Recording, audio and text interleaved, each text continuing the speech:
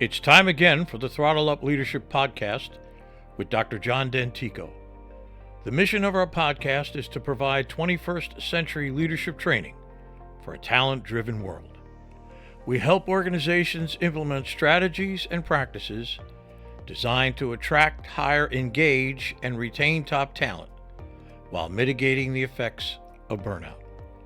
Our guests are experts in various fields of organizational dynamics, including, but not limited to, leadership, management, communication, and coaching.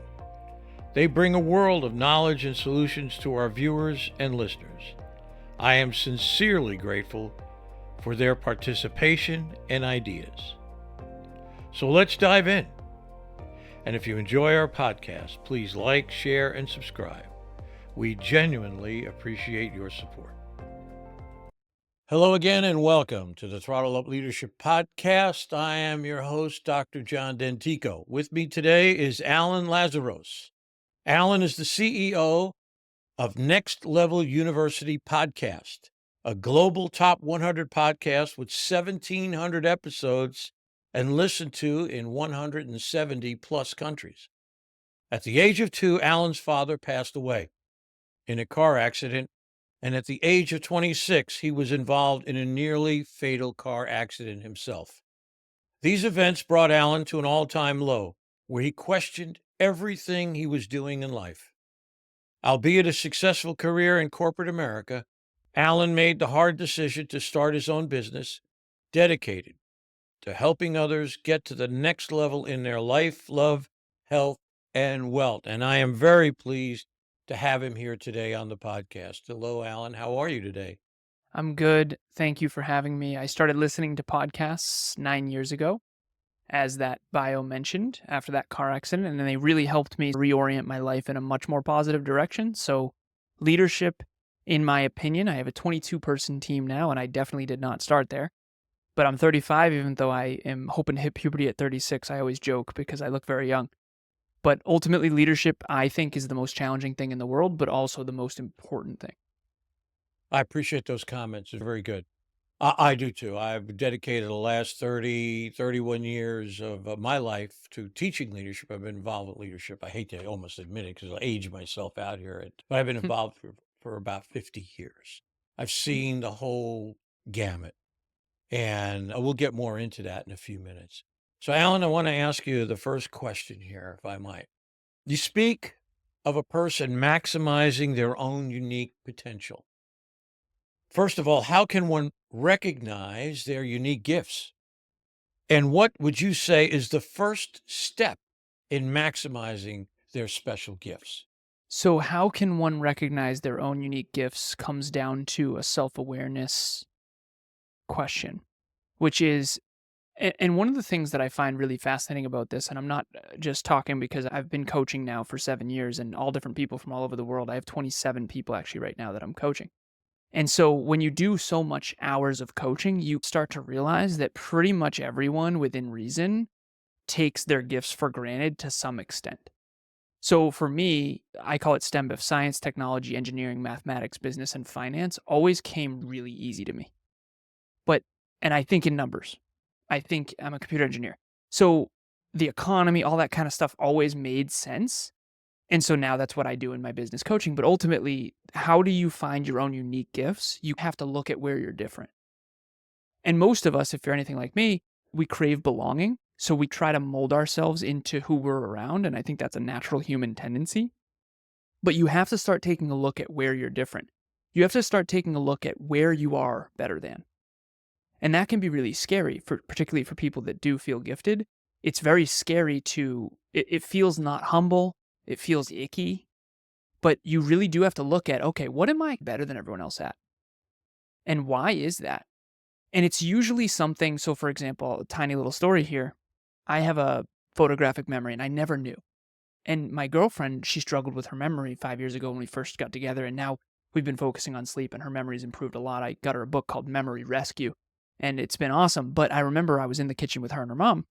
Her mom said that. And I said, I don't know. I never really thought about it. And she said, well, close your eyes. And I did. And I was referencing something on a whiteboard earlier that day. And she said, can you see the whiteboard? And I said, Yeah. She said, can you read it? I said, yeah. She said, you have a photographic memory. I was like, whoa, Mhm. cool. I had no idea what it's like not to have that. And when I first got together with my girlfriend 5 years ago, she said, math and memory, those are your superpowers. So who knew? That's the number one answer to your question, which is, what are you better than other people at? And it's almost seamless. It doesn't even feel like you have to try that hard. Okay. The second part of your question, which is how do you start to maximize your own unique potential? The first step is identifying what that unique potential is. The second step is actually deciding to make it even better. And here's why we don't do that. Usually, whatever we're gifted in makes other people insecure. So we almost dance around it. If you're a really good singer, people tell you're a good singer, but you almost feel bad for it and you feel like you don't have to try that hard and you sing better than your cousin. And then it's this weird insecurity because she likes singing or whatever. And so, how do you start developing it? You have to decide to actually double down, triple down, quadruple down on something that you're already good at, which honestly seems counterintuitive because usually the things you're supposed to work on, quote unquote, are the things that you suck at. I think it's very important what you said. I agree. I think also, as I've learned from the great scholar of mythology, Joseph Campbell, is you have to follow your bliss. You have to search for the things that bring you happiness. So I think you have to look at the things that you want to do that somehow says, man, this just speaks to me. And I think you follow that track. And I think that's one of the ways you can also begin to understand what your gifts are. So I agree. The A- problem with that is, real quick, if you don't mind me sharing, is the bliss usually comes with fear. It takes courage to do that because the thing you're really good at, there's some resistance to it. It's that weird sort of thing. But yeah, I agree. No, I agree. And I think sometimes you have to step outside of what the expectation, many times, of what other people have for you, mhm, and to follow that sense, that compass in your head, if you will, to what gives you satisfaction. yep. And you speak about empowering, and I've been talking a lot about this lately. What does that term mean to you? That is, how would you connect empowering, this idea of empowering, to maximizing one's unique potential? So, how do you empower other people? I think that's really what a leader ultimately does, which is not enable, but empower. Enable would be, I'm going to do it for you and then give you the credit. And I did a lot of that. Empower is hold the mirror up, two sides of the mirror. One side of the mirror is, hey, you have this potential and you have this gift and you are capable of becoming better. And honestly, this other side of the mirror is you're not aligned with that. And so coaching is interesting because what does a coach actually do? A coach illuminates by asking hard questions, hard truths. And if you have humility, courage, and vulnerability and belief in yourself, you'll transform with those hard truths. But if someone doesn't believe in themselves, hard truths are just pain. And so I've come to understand that you really cannot help someone transform unless they have these three things. The first is humility. They have to know that they don't know. And they have to have the inward humility to say, I know I could be better. And I know I'm not operating at my true potential. And I know I'm not that great. And yet, I know I can be great, but I'm not that great yet. Okay. That's a student mindset. Number two is courage. It takes courage to try something new. It takes courage to face a hard truth. It takes courage to admit, you know what, I suck a little bit at this, and I'm not really doing my best, and I'm not bettering my best, and I'm not putting it all on the court, and I know I have more, and I've been letting myself down and others. That takes a lot of courage. And then vulnerability is sitting in the discomfort of that truth. And that's the metaphorical ego death of the phoenix burning down from the ashes and rising anew. And ultimately, that's what a coach is just facilitating. I think a great coach is facilitating ego deaths of, listen, this is who you thought you were. It's time to play at a new level. And the only way to get to the next level is to burn the old level down. And that can be really painful, particularly for someone who's trying to cling to an identity and feel good rather than actually get better. So hopefully that answers your question. Yeah, I think also I make this differentiation I'll talk a little bit about empowerment in a minute, but what caught my attention is this notion between behaviors and actions. And and what I mean by that is we talk about behaviors all the time. You've seen that you get to behave a different way. But the only way to change your behavior, the only way to change a habit is to create a new habit. And it takes subjective action to do that. Now, you have to knowingly, consciously make a change, do something different when you find yourself almost trying to behave the old way. And so it takes a subjective action to overcome a behavior, which is an unconscious reflective response to things. So it's very interesting to me and I'm a great believer in actions and practices, going out there and doing something different that, as you say, enlivens your life, takes you into this new direction. So I absolutely agree with that. The other thing about empowerment is if you look up the definition of empowerment in the dictionary, you find that there's two words that I think are closely associated. One is delegation. Okay. And we talk about in this sense, we've talked about delegation for 50 years.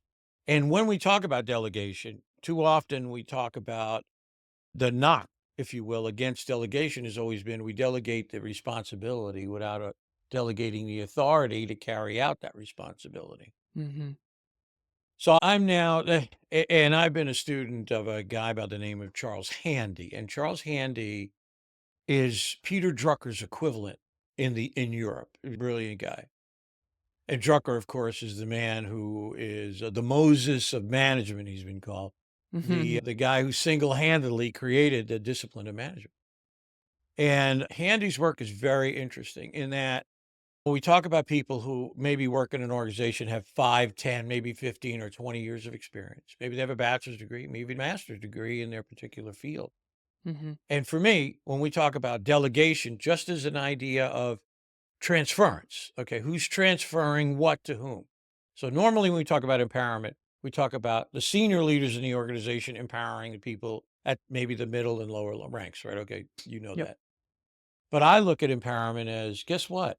The person who has the experience and the knowledge are delegating the power of their background, experience, and knowledge to the organization. Yeah.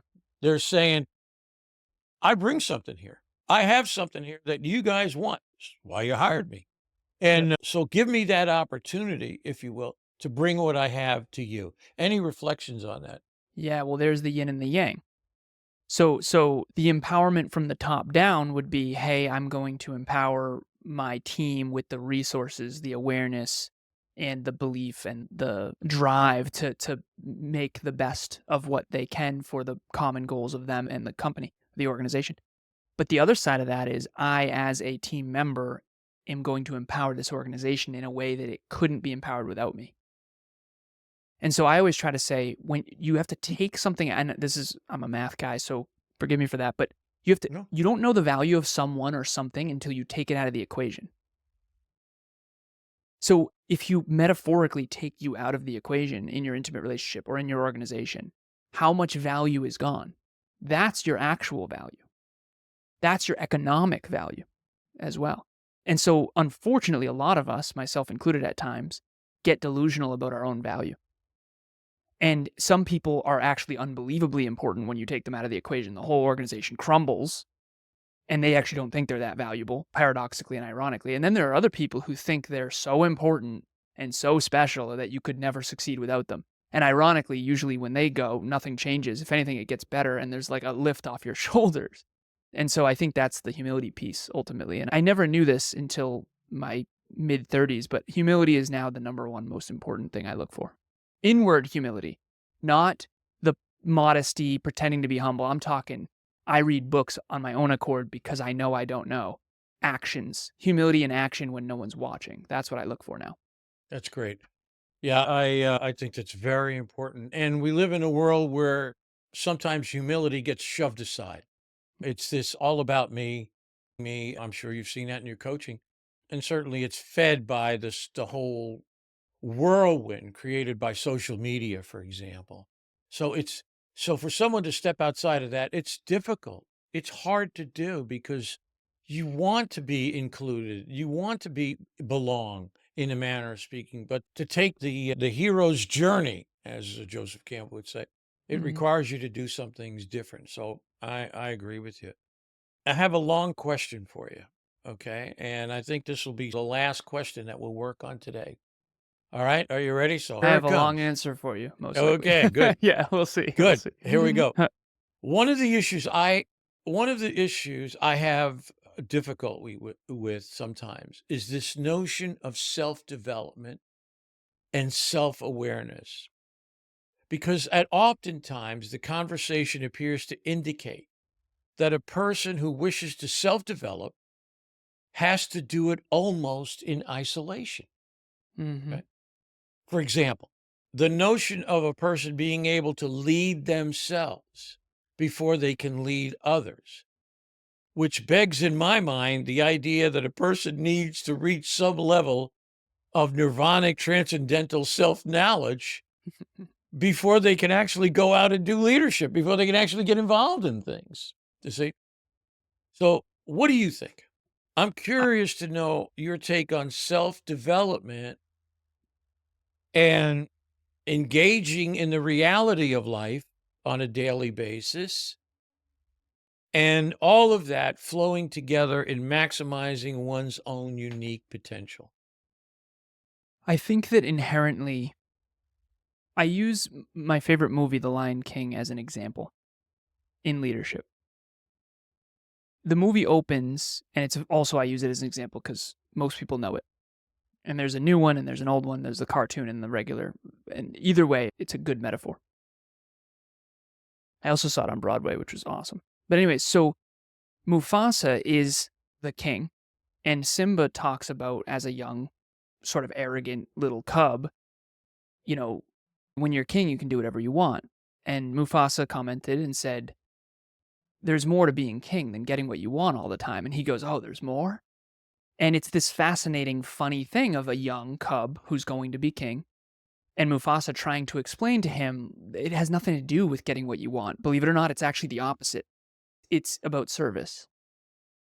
And the metaphor, and the reason this movie resonates so deeply with me is because my father passed away when I was 2, and then I got lost, and I had a stepdad who left at 14, who I think metaphorically represents Scar in the film. And the idea here is Scar had to manipulate and lie in order to be king. Mufasa became king because he earned through merit the strength of courage of leadership and service. And yeah, of course, he made mistakes along. So, answer your original question, it's a paradox because I can't lead until I'm this perfect leader. But you, ironically, can never become a better leader until after you try to lead. And so it's almost, and that's why leading by example, I think, is the most important thing. Like in my coaching, for example, I coach 27 people and we all track habits. We all have metrics. We all have a similar system to achieving our goals, and my team as well. If I wasn't running that system myself, this wouldn't work. Emilia and I, we have a fitness streak going, my girlfriend and I, and we started it years ago. And we would try to see, I said, I want to see if I can beat my old best. And I want to see if I can work out for more than 4 months in a row. 30 minutes a day, nothing crazy. Walking my dog counts. Let's see if we can do it.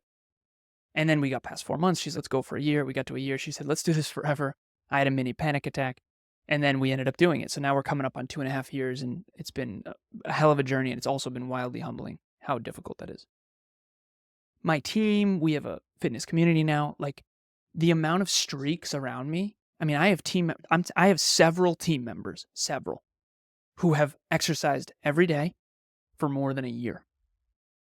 And the truth that's scary to share is that all started with a decision that I made.